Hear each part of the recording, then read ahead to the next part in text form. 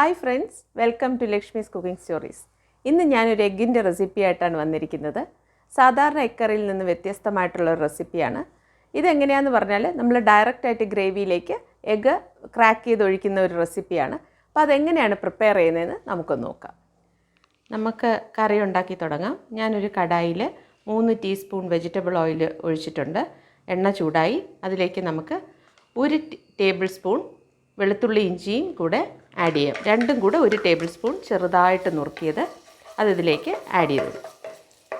ഇനി അതിൻ്റെ പച്ച ചുവ മാറുന്നവരെ നമുക്കൊന്ന് സോട്ട് ചെയ്യാം.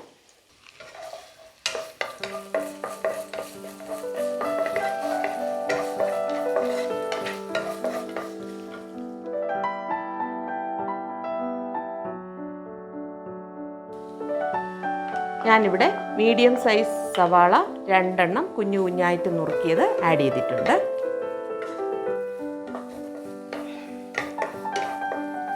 ഇനി നമുക്കത് നല്ലതായിട്ട് സ്ലൈറ്റ് ബ്രൗൺ കളറാവുന്നത് വരെ സോട്ട് ചെയ്യാം.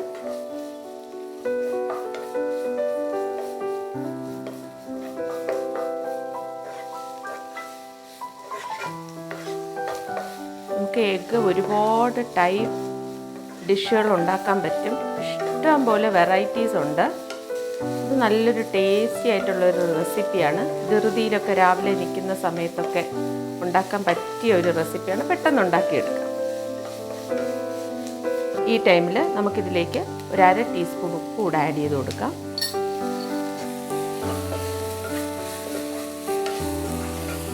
ചെറിയ ബ്രൗൺ ഷെയ്ഡ് വേണം. അതുവരെ നമുക്ക് സോട്ട് ചെയ്യാം.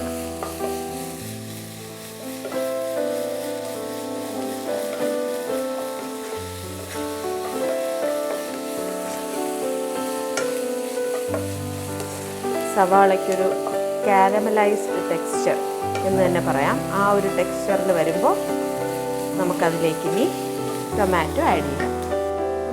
ഞാനിവിടെ 2 ചെറിയ ടൊമാറ്റോസ് കുഞ്ഞായിട്ട് നുറുക്കിയത് ആഡ് ചെയ്യുവാണ്.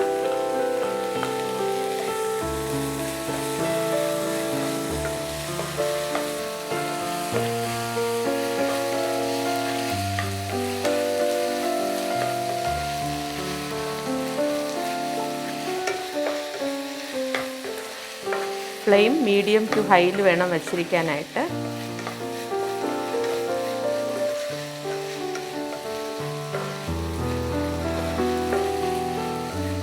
തീരെ ഹൈയിൽ വെച്ച് കഴിഞ്ഞാൽ പെട്ടെന്ന് അത് കുക്കായി കിട്ടും. അങ്ങനെ കുക്കായി കിട്ടിയാൽ കറിക്കൊരു ടേസ്റ്റ് ഉണ്ടാവില്ല. ടൈം എടുത്ത് സോട്ട് ചെയ്യുമ്പം കറിക്ക് നല്ല ടേസ്റ്റാണ്. ഈ സോട്ടിങ് കണ്ടുകൊണ്ടിരിക്കുന്ന സമയത്ത് തന്നെ ആദ്യമായി എൻ്റെ ചാനൽ വന്ന് കാണുന്നവർ സബ്സ്ക്രൈബ് ചെയ്യാൻ മറക്കരുത്. ഒപ്പം തന്നെ ഈ വീഡിയോ ലൈക്ക് ഷെയറും ചെയ്യുക. നിങ്ങളുടെ വിലയേറിയ അഭിപ്രായങ്ങൾ കമൻറ്റ് ബോക്സിൽ രേഖപ്പെടുത്തുക. ഈ റെസിപ്പീസ് എല്ലാം ട്രൈ ചെയ്യാൻ ശ്രമിക്കുക. സവാള ഏതാണ്ട് കുക്കായിട്ടുണ്ട്. ഈ ഒരു ടൈമിൽ നമുക്കൊരു 1/4 ടീസ്പൂൺ പെരുംജീരകം ഇതിലേക്ക് ആഡ് ചെയ്ത് കൊടുക്കാം.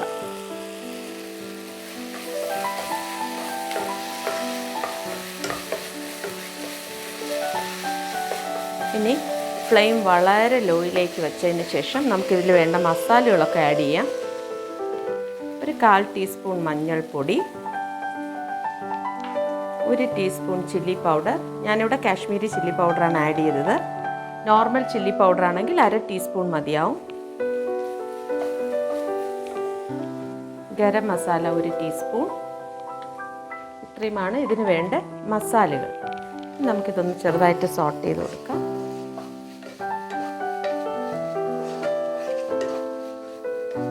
കാണുമ്പോൾ തന്നെ മനസ്സിലാവും നമുക്ക് ഫാസ്റ്റിൽ ഉണ്ടാക്കിയെടുക്കാൻ പറ്റുന്ന ഒരു കറിയാണ്. എന്നാൽ നല്ല ടേസ്റ്റുമാണ്. ഇനി നമുക്കിതിലേക്ക് ഒരു 1/4 കപ്പ് നല്ല കട്ടിയുള്ള തേങ്ങാപ്പാൽ ആഡ് ചെയ്ത് കൊടുക്കാം.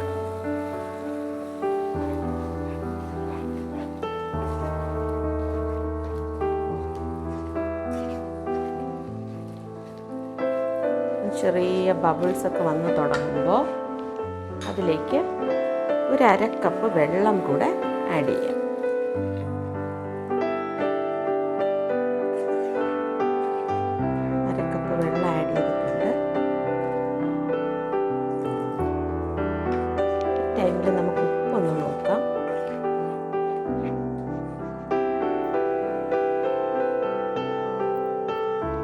ഉപ്പ് കുറച്ചുകൂടെ ആഡ് ചെയ്യണം ഗ്രേവിക്ക്.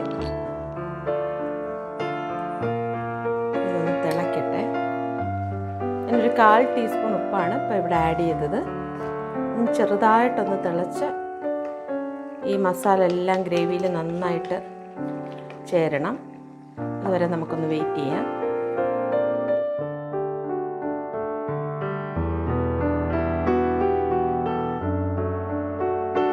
ഈ എഗ് ഡ്രോപ്പ് കറിക്ക് 4 മുട്ടയാണ് എടുത്തിട്ടുള്ളത്. നമ്മളിത് ഡയറക്റ്റായിട്ട് ഇതിലേക്ക് പൊട്ടിച്ചൊഴിക്കുകയാണ്. അപ്പം നല്ല പുതിയ മുട്ട ആയിരിക്കണം.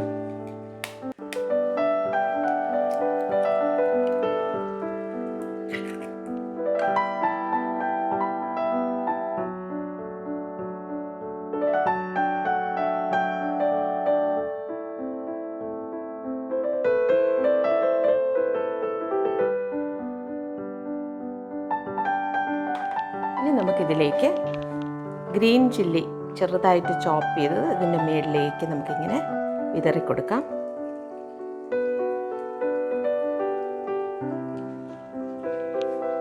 നമുക്കതിനൊപ്പം തന്നെ ഈ മുട്ടയുടെ പുറത്ത് മാത്രം കുറച്ച് ഉപ്പൊന്ന് സ്പ്രിങ്കിൾ ചെയ്ത് കൊടുക്കാം.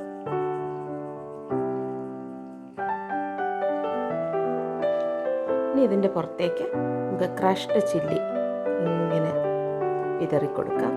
നല്ല ഒരു ഭംഗി ഉണ്ടാവും. ചില്ലി ഫ്ലേക്സ് അതിനൊരു നല്ലൊരു ഭംഗി കൊടുക്കും കറിക്ക്. ഒപ്പം തന്നെ ടേസ്റ്റും. ഇങ്ങനെ വിതറി കൊടുക്കാം. ഇനി ലാസ്റ്റിൽ നമുക്കിതിലേക്ക് കുഞ്ഞായിട്ട് നുറുക്കി വെച്ചിരിക്കുന്ന മല്ലിയില കൂടെ ഇങ്ങനെ നന്നായിട്ട് വിതറി കൊടുക്കാം.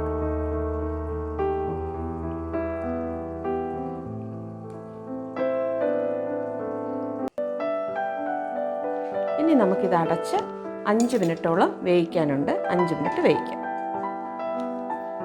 ഏതാണ്ട് 7 മിനിറ്റോളം എടുത്തിട്ടുണ്ട്. നമുക്ക് കറി റെഡിയായോ നോക്കാം. കറി റെഡിയായിട്ടുണ്ട്. പാകത്തിന് ഗ്രേവിയൊക്കെ വറ്റി കണ്ടല്ലോ, നല്ല ഭംഗിയായിട്ട് വന്നിട്ടുണ്ട്. ഇത് നമുക്കിനിയൊരു സെർവിങ് പ്ലേറ്റിലോട്ട് മാറ്റാം.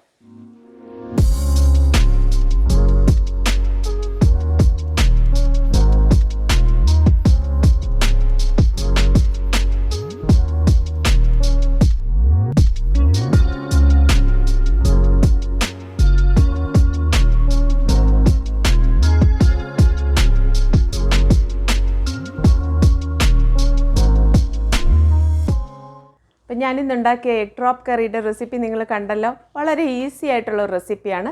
ഈവനിങ് ടൈമിലൊക്കെ വീട്ടമ്മമാർക്ക് ധൃതിയിൽ നിൽക്കുന്ന സമയത്ത് നല്ലൊരു ടേസ്റ്റി ആയിട്ടൊരു കറി ഉണ്ടാക്കണം. എന്നാൽ സമയം കുറവാണെങ്കിലും ഉണ്ടാക്കാൻ പറ്റുന്ന ഒരു ഈസി റെസിപ്പിയാണിത്. അതുപോലെ ടേസ്റ്റിയാണ്. അപ്പോൾ എല്ലാവരും ഈ റെസിപ്പി തീർച്ചയായിട്ടും ട്രൈ ചെയ്യാൻ മറക്കരുത്. ട്രൈ ചെയ്തതിന് ശേഷം നിങ്ങളുടെ അഭിപ്രായങ്ങൾ, ഈ കറി എങ്ങനെ ഉണ്ടായിരുന്നു എന്നുള്ള അഭിപ്രായം കമൻറ്റ് ബോക്സിൽ രേഖപ്പെടുത്താനും മറക്കരുത്.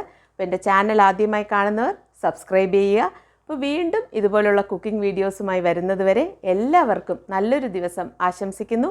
Take care. ബൈ.